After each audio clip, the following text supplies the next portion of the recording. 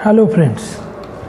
Today we are going to discuss the classification of industrial product. In the classification of industrial product there are three types. First one, raw material and parts. Second, capital items. Third, supplies and services. First, raw material and parts. Raw material refers to those products which eventually become one of the ingredients of the final product. Firm use parts and raw materials for manufacturing its final product. Natural products like water, land, wood, minerals, etc., and agricultural products like fruits, grains, vegetable, livestock, etc., are two types of raw material which are used in production process by the business organization. These products are bought by the business organization in their raw state in order to use them in the manufacturing process of any consumer goods or industrial goods. Example: timber, wheat, rice, leather, milk, ores, crude oil, etc. Some raw materials can be processed directly to make other consumer product like as milk can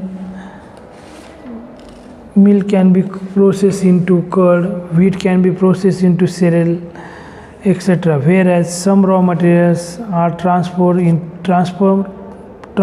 into semi-finished goods, which can further be used by the business organization in production process, such as iron ore can be used to extract iron, which is further sold to industrial buyers for the manufacturing of machines and tools. Most of the raw materials are classified into various categories depending upon their quality so that consistency can be confirmed within the category, but still sometimes nominal variation in terms of quality of raw material persist within the categories. Therefore, credit terms, price and delivery becomes the main concern for sales negotiations. Personal sellings is the fundamental marketing approach to sell the raw material because these raw material are sold in a huge quantities and lots of sales negotiation takes place. Second point, capital items.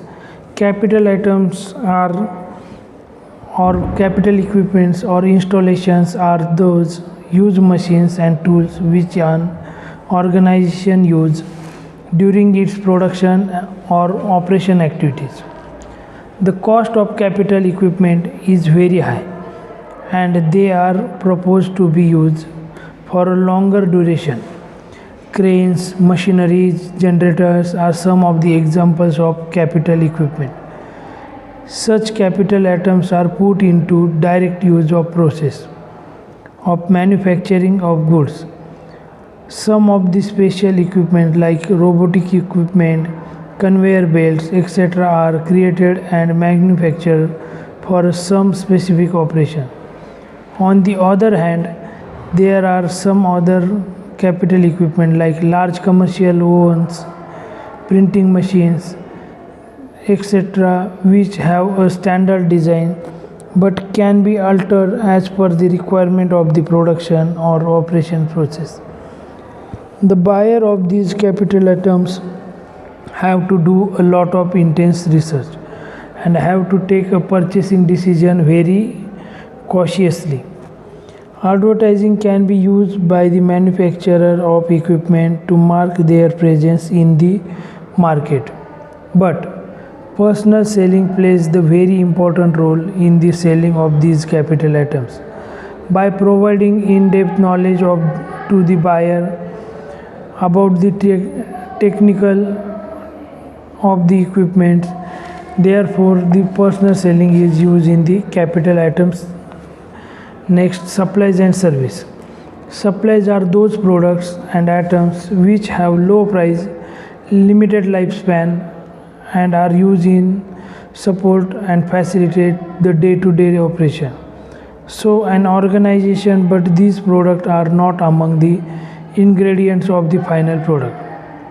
These are the items which are used directly or indirectly in the production process of any product or in the management of that process.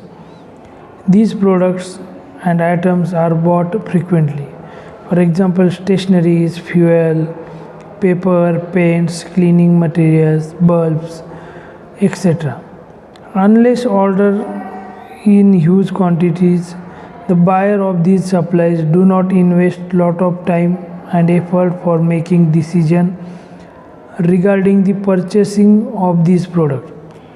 Because of this fact, the producers of these items focus more on advertising activities and the information related to these items are provided to the buyer in the form of catalogs. Salesforce can be used when there is possibility of larger order. Now the service.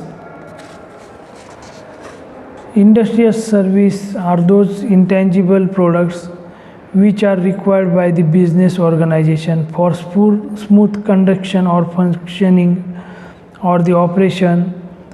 Although these services do not participate directly in the production process or become the part of the final product, but without these services, the process of production cannot continue smoothly. Business advisory services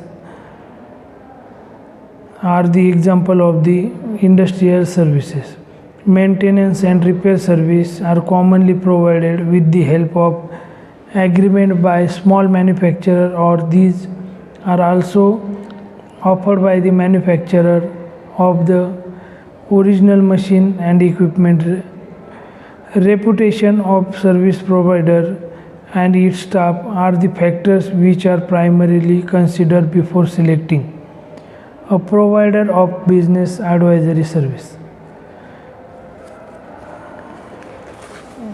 I hope you understand the point, and thank you very much for listening.